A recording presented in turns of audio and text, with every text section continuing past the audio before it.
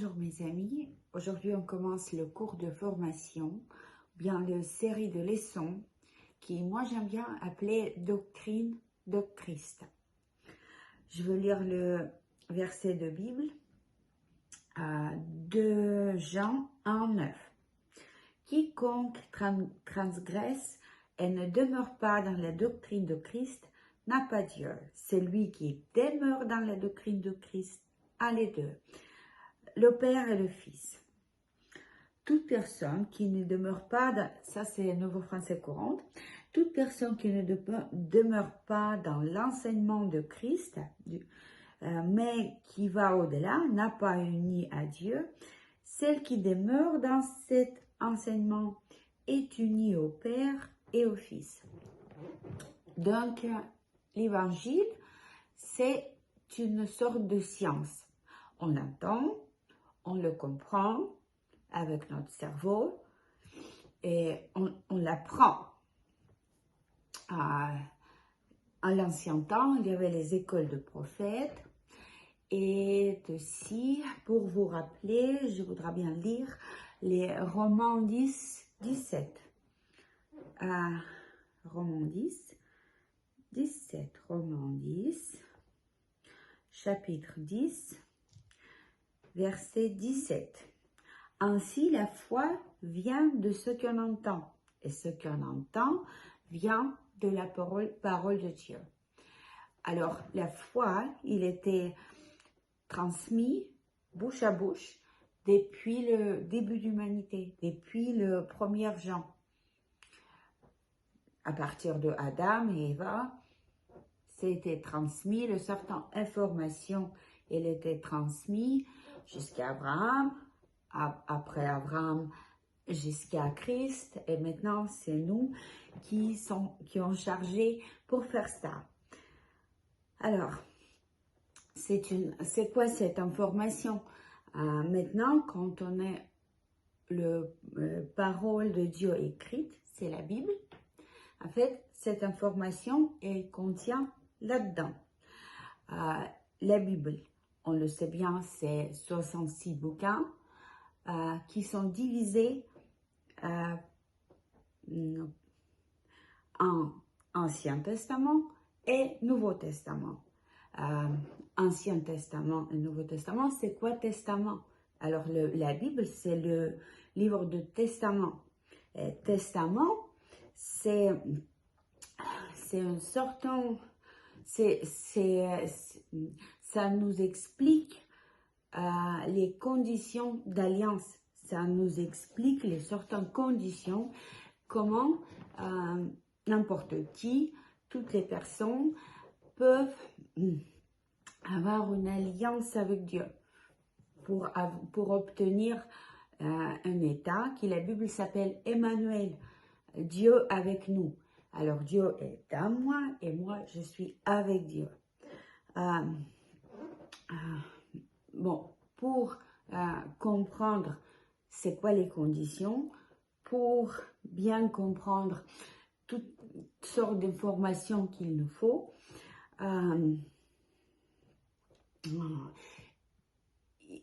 il nous donnait la parole de Dieu. Je veux bien lire aussi Romains 3, 1, 2. Romains 3, 1, 2. Quel avantage a donc le juif?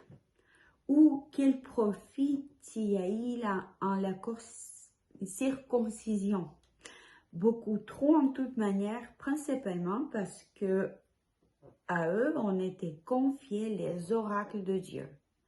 C'était le peuple qui comprenait et qui transmit les oracles de Dieu, les paroles de Dieu.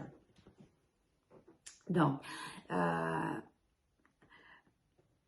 maintenant, bon, c'est nous qui sommes chargés à faire ça.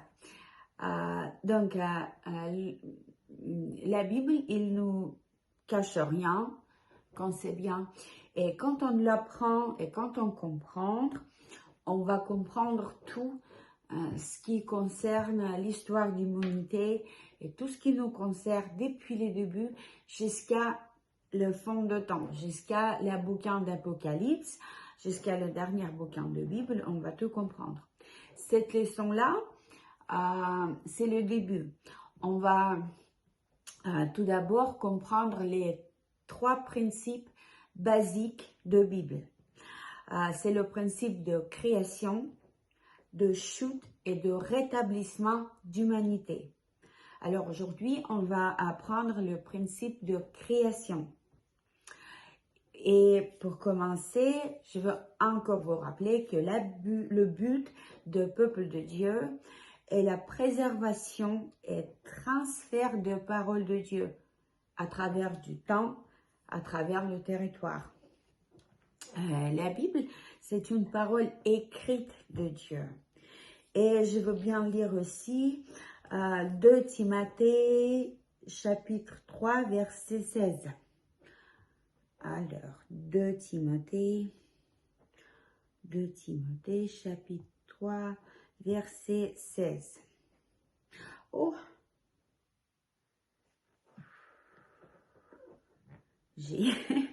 Voilà, 2 Timothée, chapitre 3, verset 16. Toute écriture est donnée par l'inspiration de Dieu et est utile pour la doctrine, pour convaincre, pour corriger, pour instruire dans la droiture. Bon, la Bible, c'est un bouquin en fait, c'est pas un seul bouquin, c'est 66 bouquins qui étaient écrits par les humains. Mais donc, ils étaient inspirés par Dieu, par l'Esprit de Dieu. Alors, c'est pour ça, on le prend, ce bouquin, comme la parole de Dieu. Et ce qui est aussi très, très important à voir, c'est écrit dans Jean 5, 39. Je vais lire Jean 5, 39. Sondez les Écritures, car en elles, vous pensez avoir la vie éternelle. Et ce sont elles qui témoignent de moi. Souvent, les gens, ils cherchent dans la Bible tout ce qu'ils veulent, la vie éternelle, le succès, ils cherchent pour se soigner. Il y a plein de recherches assez bizarres que je trouve, mais bon, c'est bien marqué que toute la Bible, il témoigne de Christ. Tous les livres d'Ancien, de Nouveau Testament, ils parlent de Christ. Et ça, ce qu'on va apprendre à voir. N'importe quelle page, n'importe quel chapitre, on va ouvrir et on va voir Christ et les conditions d'alliance pour ce temps-là. C'est très important et ça s'apprend, les amis. Bon, je veux bien dire, c'est que aussi la Bible, c'est une souveraineté de Dieu. Les livres de Bible sont disposés dans l'ordre spécial. C'est pour ça, c'est très important de faire une étude cohérente et systématique. On va commencer par premier chapitre et comme ça, progressivement, voilà, et comme ça, progressivement, on va arriver jusqu'à le dernier. Mais les premiers sont les plus importants. Donc, il ne cache rien, tout ce qu'il a fait, comment tout était fait. C'est pas caché de nous, c'était juste, qu'est-ce qu'il m'arrive? Bon, c'est pas grave. Alors, bon, dis donc. Bon, ça me suffit. Alors, l'importance de comprendre la création. Et on va commencer à lire le premier chapitre de Genèse.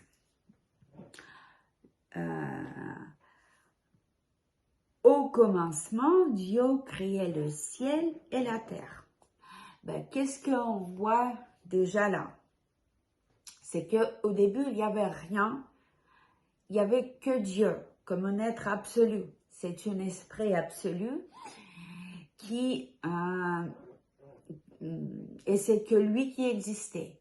Et existence de Dieu, il dépend de personne. C'était que lui. Et un jour, Dieu, il décide de commencer la création. Et il commence la création, elle était commencée par la création de ciel et la terre. Bon, ciel, c'est pas le ciel qu'on voit quand on sort quand on se promène. Ce ciel-là, ça s'appelle firmament dans la Bible. Bon, on sait bien que c'est dur. Alors le ciel, c'est le monde spirituel où habitent les anges. Après, le monde physique, il était créé. C'est l'univers, les planètes et tout ce qu'on peut voir et toucher. C'est le monde physique. Et je vais continuer à lire jusqu'à le 3e verset. Au commencement, Dieu créait le ciel et la terre était sans forme et vide, et les ténèbres étaient sur la surface d'abîme, et l'Esprit de Dieu se mouvait sur la surface des eaux. Et Dieu dit qu'il y a la lumière, et la lumière fut. Donc, qu'est-ce qu'on voit là? Déjà, depuis le premier 3 versets de Bible, Dieu, il nous explique que lui,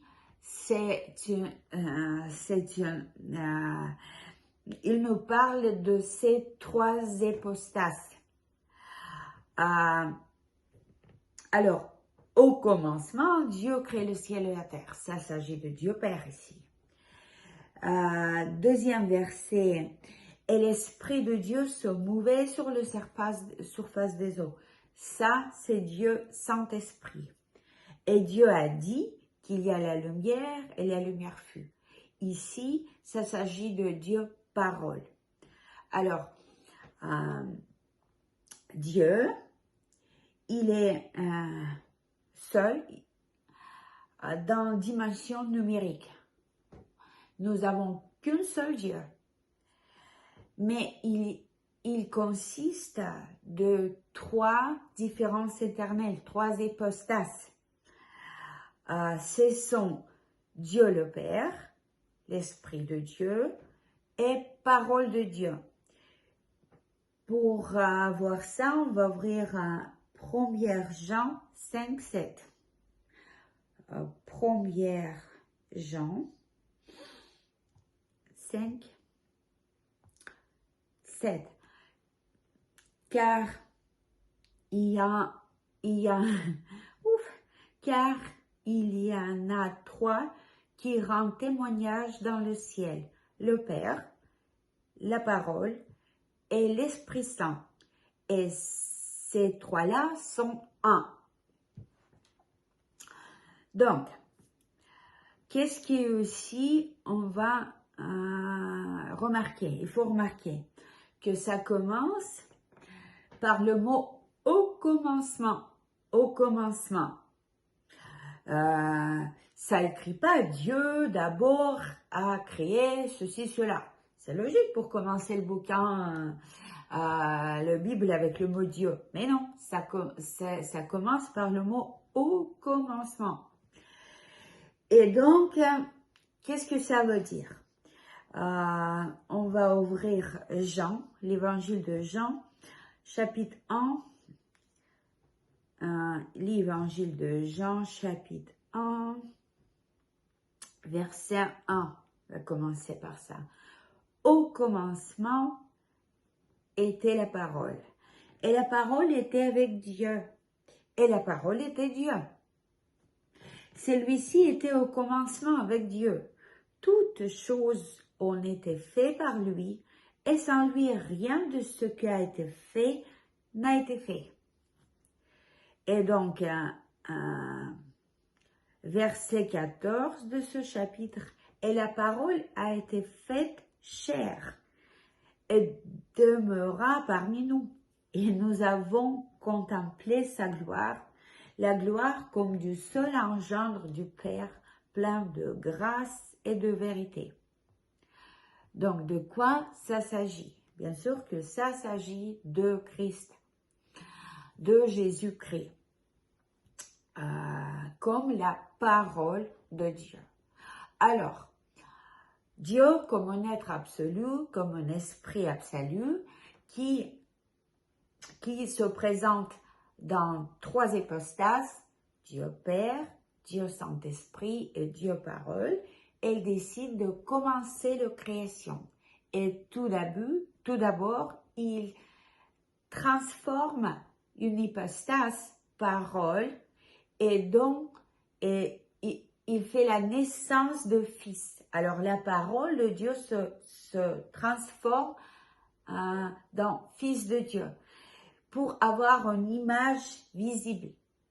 Parce que Dieu c'est un esprit et aucune créature peut lui voir que à travers de son image visible qui l'hypostase de parole a pris.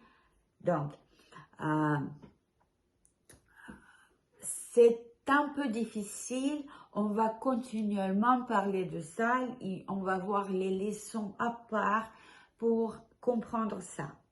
Mais bon, maintenant, on continue. On continue d'apprendre comment c'était et ce qu'il faut comprendre de principe de création. Alors, le premier chapitre de Genèse, à partir de verset 3 jusqu'à 25, alors, il nous démontre comment s'était fait la création de monde visible. Et ben, là, on peut lire, chacun peut lire soi-même, parce que c'est un peu long. En fait, il s'agit de comment s'étaient créées les planètes, le soleil, la lune, la terre, les océans, toutes les plantes, les arbres, les poissons, les oiseaux, les bétails. Bon, qu'est-ce qu'il faut comprendre d'ici et bien voir? C'est que chaque créature se reproduit par semence. Les arbres se reproduisent par semence, toutes les bestioles, toutes les autres créatures, comme des humains aussi. Bon, il y a une graine qui est plantée, et puis après, voilà, le nouveau créature est née. Bon, aussi, ce qui est aussi très important à voir ici, c'est que chaque créature, elle a il y a le but pour chaque créature, où il habite, l'environnement où il habite, et la méthode comment ça peut vivre dans cet environnement. Le poisson, il habite dans l'eau. Avec le truc de poisson pour respirer dans l'eau. L'arbre, Dieu il a placé dans la terre et il habite avec ses racines. La violation de ce principe, ça amène aux morts. Là, il faut comprendre, si on arrache l'arbre de terre, au début ça vit un petit peu, ça peut même donner des fruits en étant arraché. Mais donc, après, ça va sécher et mourir. Le poisson, pareil, on le met comme ça dans le désert, ça va mourir assez vite.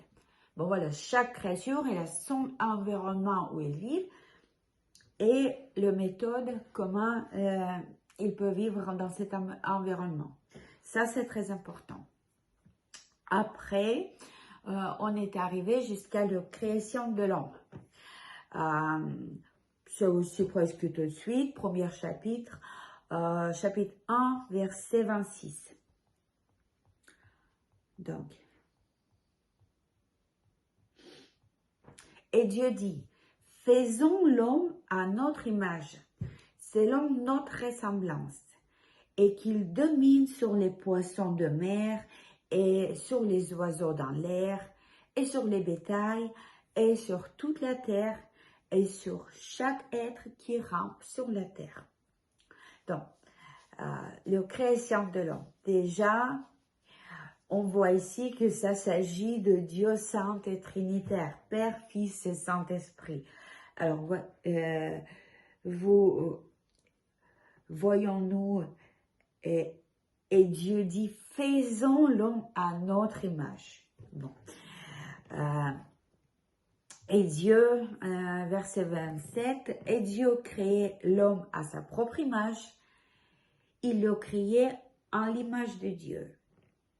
Il les créa mâle et femelle. Donc, un être humain, il était créé à l'image et la ressemblance de Dieu, qui contient, qui reflète des qualités de Dieu. C'est une créature éternelle et trinitaire, ce qui est très important aussi à voir. Donc, pour comprendre comment est-ce que c'est Dieu Père, Fils et Saint-Esprit, le plus simple, c'est de regarder un être humain. Quand on se regarde dans le miroir, qu'est-ce qu'on voit? Je veux lire 1 Thessaloniciens 5, 23. 1 Thessaloniciens 5, 23. Et que le vrai Dieu de paix vous sanctifie entièrement. Et je prie Dieu que votre esprit, âme et corps, tout entière, soit conservé irréprochable jusqu'à la venue de notre Seigneur Jésus-Christ. Alors, un être humain, il consiste d'un esprit, d'un âme et le corps. Bon, on regarde dans le miroir, on voit le corps. Est-ce que c'est complètement moi? Non, non, c'est le scaphandre, on dirait. C'est comme c'est une partie. Hein? Moi, c'est pas mon corps. C'est mon âme, tout d'abord. Oui, un âme, c'est quoi? Un âme, c'est la conscience, c'est notre émotion et notre volonté. Alors, en fait, c'est moi qui est moi depuis ma naissance, depuis quand je peux me souvenir. C'est ça l'âme. L'esprit, c'est la place où un être humain est attaché et connecté avec l'Esprit de Dieu. Alors, l'homme, c'est une âme qui a un esprit et vit un corps. Je vais lire Genèse 2, 7. Genèse, chapitre 2, verset 7. Et le Seigneur Dieu forma l'homme de la poussière du sol et souffla dans ses narines la souffle de vie. Et l'homme devient une âme vivante. Alors, Dieu, il a pris le corps, il a créé le corps, et puis après, il attachait le souffle de vie. L'esprit de vie, c'est l'Esprit Saint, l'Esprit de Dieu. Il attachait son esprit avec le corps et un âme, il était né. Il n'y a aucune autre créature qui était créée comme ça. Le but de l'homme, c'est ce qu'on appelle dans la Bible l'Emmanuel. C'est la communion avec Dieu, la connaissance avec Dieu. Et après, le service, bien sûr, et la glorification de Dieu. Les êtres humains sont des enfants de Dieu. C'est très important. Dieu, il nous crée pour lui-même, pour nous aimer, pour qu'on soit toujours avec lui. Et lui, il veut être là-dedans de chaque être humain, de chaque de ses enfants, avec son esprit. Alors nous, on est conduits par un esprit. On est des êtres qui sont conduits par un esprit de Dieu. Comment on peut les comprendre un petit peu? Bon, déjà, pour se souvenir, toutes les créations, il avait le but. Bon, poisson dans l'eau, arbre dans la terre, et Dieu avec, et homme avec Dieu. Un humain, son environnement, c'est d'être avec Dieu, à côté de Dieu, très proche. Donc, et on est attaché, on est tellement proche que l'Esprit de Dieu demeure dans nous. C'est quoi l'esprit? En fait, pour un petit peu comprendre, un petit peu sentir ça, c'est un côté idéologique. Tout ce qui est spiritique, c'est le côté idéologique, en fait, on dit que c'est le cœur d'humain, c'est le centre, comment on dit, c'est une idéologie de notre humain, c'est notre idée centrale. Chaque matin, on se réveille, on dit, bon, qu'est-ce que je fais aujourd'hui? Bon, je vais me baigner dans la mer. Voilà, c'est une idée qui va nous conduire par ici ou par là-bas. Bon, c'est ça, en fait, c'est le côté, c'est ça l'esprit qui nous conduit. Vous comprenez? Ça, c'est aussi, il y a des leçons qu'on va faire à part. Alors, qu'est-ce qui se passe avec mon... Voilà, tout va bien, tout va bien. Alors, donc, oh, dis donc, qu'est-ce qu'il m'a fait? Pour continuer, il faut comprendre comment comment un être vivant, un humain, peut être avec Dieu. Bon, un homme, c'est une créature éternelle, trinitaire, et aussi, c'est une créature libre, qui a le libre arbitre et le droit de choisir, chacun. Dieu, il a créé jamais des robots ou bien des esclaves. Non, il y a la liberté. Et on est des créatures libres. Alors, on peut dire oui, on peut dire non. On est des créatures libres qui a le droit de décider pour nous-mêmes ce qu'on va faire. Et bon, comment un être vivant, un humain peuvent être avec Dieu, c'est pour accepter les conditions d'alliance que Dieu nous a données. Quand il nous créait, déjà, bon, imaginez, un Adam, il ouvre ses yeux, il voit qui? Ben, bien sûr, il voit une image visible de Dieu, il voit Dieu Fils, qui lui amène à un certain endroit. On va lire Genèse 2, 9. Genèse chapitre 2, verset 9. Et le Seigneur Dieu fit pousser du sol tout arbre qui est agréable à la vue et bon à manger, et l'arbre du vie au milieu du jardin, et l'arbre de la connaissance du bien et du mal. Et versets 16 et 17.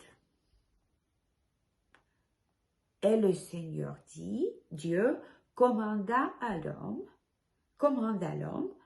disant, tu peux manger librement tout arbre du jardin, mais de l'arbre de la connaissance du mal et du bien, tu n'en mangeras pas, car au jour tu en mangeras, tu mourras certainement. Donc, quand il créait Adam, Dieu, il lui plaçait dans certains endroits sur terre. Il le plaçait dans le jardin d'Éden, où il a fait pousser 2 arbres. Arbre de vie et arbre de connaissance du mal et du bien. Du bien et du mal. Ouais. Donc, c'est comme ça. il a établi la première alliance avec sa parole. Il commence à parler avec Adam et il explique, bon, Adam, tu es une créature libre, tu es mon enfant, tu es fait pour être avec moi, je te donne la terre, déjà je vais t'expliquer ce qu'on va faire après, mais déjà il faut que tu fasses ton choix. C'est la première chose qu'il a fait Adam. Est-ce que tu es d'accord avec ça? Est-ce qu'on est d'accord? Si on est d'accord, on continue. Et c'est pour ça, pour que tu puisses montrer ton d'accord, pour que tu puisses faire ton choix par rapport de ta future. Bon, donc tu prends l'arbre et tu manges le fruit de l'arbre de vie. C'est le prototype de Christ, l'arbre de vie. Et c'est comme ça qu'on prouve, qu'on démontre notre d'accord avec Dieu. C'est la méthode qu'on mange quelque chose. D'abord, on a mangé le fruit. Maintenant, on sait que on est le communion du pain, du sang, n'est-ce pas? Avant, il y avait des secrets. Les gens mangeaient les animaux, sacrifiaient. Bon, c'est toujours, il y a quelque chose à manger pour prouver, pour démontrer, pour montrer son d'accord que Dieu est dans moi et moi je suis dans Dieu. Voilà, c'est comme ça. Et par rapport d'autres possibilités, Dieu il a dit, bon, je te donne mon avis, moi je t'interdis de faire ça. Mais bon, il y a une autre possibilité. C'est l'arbre de connaître du bien et du mal. Si tu le manges, tu mourras certainement. Bon, la mort, en fait, mes amis, c'est la séparation éternelle avec Dieu. Dieu, il dit, si tu prends ça, je te quitterai. C'est la simple séparation. Bon, la mort, c'est en fait, c'est un statut, c'est un état de séparation avec Dieu. Je veux bien lire Osée 6.7. Osée 6.7. 6.7. Mais ils ont comme des hommes transgressé l'alliance. Là, ils ont agi perfidement contre moi. Et je veux lire la même chose dans la traduction Nouvelle Français courante. Pareil, Osée 6.7. Comme Adam autrefois, ils ont rompu l'alliance et voilà le lieu où ils m'ont trahi. Donc, cet geste, cet acte, Dieu, il appelait péché. La Bible s'appelle cet acte péché. Et bon, il a dit que quand ils ont mangé, mais bon, qu'est-ce qu'il a fait, Adam? Qu'est-ce qu'il a fait? Mais on sait qu'il a mangé le fruit de cet arbre. C'est le leçon prochaine. Mais bon, c'était ça l'alliance. Ils ont rompu, ils ont transgressé l'alliance. Alors, encore, l'initiateur d'alliance, c'est Dieu. C'est une certaine forme d'accord qui contient les conditions de Dieu pour l'homme. Tu restes dans ma parole, tu m'écoutes, tu me crois que c'est mieux pour toi, tu prends l'arbre de vie. Comme ça, je te donne le temps à réfléchir, c'est notre temps sur terre pour que tu fais ton choix. Est-ce que tu es d'accord, l'arbre de vie, ou bien tu n'es pas d'accord, comme ça tu passes dans la mort. C'est ça la justice de Dieu, c'est ça la donne le plus important. C'est la don qui signifie la liberté d'humanité. On est libre. Bon. deux arbres, la vie et la mort, c'est le choix et la responsabilité d'humain. Le but et le sens de vie humain dans le temps. Alors, le créature éternelle, il était mis sur terre et tout l'univers, c'est un peu comme des montres, quoi. Le soleil monte, elle se lève, la lune, le soleil, c'est comme des montres, c'est le temps. C'est comme une capsule de temps. Et ben, les humains, ils étaient mis dans le temps pour faire son choix. Et ben, c'est quel choix? Ben, on est libre à choisir, oui, mais c'est quel choix le plus important à faire dans la vie? Qu'est-ce que je veux manger ce matin? Où est-ce que je vais aujourd'hui? Ben, quelle basket je vais mettre aujourd'hui? Comment je m'habille? Ça, bien sûr qu'on est libre à faire ce choix-là, mais le choix le plus important, c'est le choix par rapport de vie éternelle. Où et avec qui tu veux rester dans ta vie éternelle. Deutéronome 30, 19. Deutéronome 30, 19. Deutéronome 30, 19. J'appelle le ciel et la terre aujourd'hui à témoin contre vous, que j'ai mis devant toi la vie et la mort, la bénédiction et la malédiction. Choisis donc la vie, afin que toi et ta semence vivent.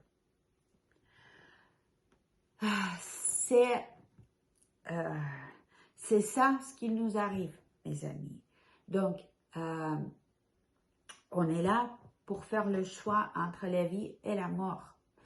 C'est ça le choix qui était proposé pour Adam depuis le début, quand il était créé. Et Dieu, quand il lui criait, il l'amenait pas vers sa femme de faire ceci, cela. Non, non, avant de lui donner une femme, il lui amenait vers ces deux arbres, l'arbre de vie et l'arbre de connaissance du bien et du mal. Et après, quand Adam il a fait son choix, il lui donnait Eva, il lui donnait le pouvoir sur toute la terre et tous les animaux qui habitent. Il avait un statut presque Dieu sur terre, Adam. Et il doit être une prêtre pour ses propres enfants parce que il lui proposait de participer aussi dans la création parce que les enfants de Dieu, c'est quelqu'un qui va apprendre qui est Dieu et on va participer dans tout ce qu'il fait. Et il lui donnait une femme, Eva, et le but de vie Adam, ils étaient d'expliquer les conditions, l'expliquer ce que c'est ces deux arbres pour tous ses enfants. Et puis après, quand la vie de chaque individu, ils étaient finis, il devait être pris de terre en éternité sans connaître la mort. Bon, la mort, la malédiction, le péché, les maladies, ils n'existaient pas. Tout était très bien. Et bon, leçon prochaine, on va apprendre le deuxième principe à connaître. La deuxième chose à apprendre, c'est le principe de chute.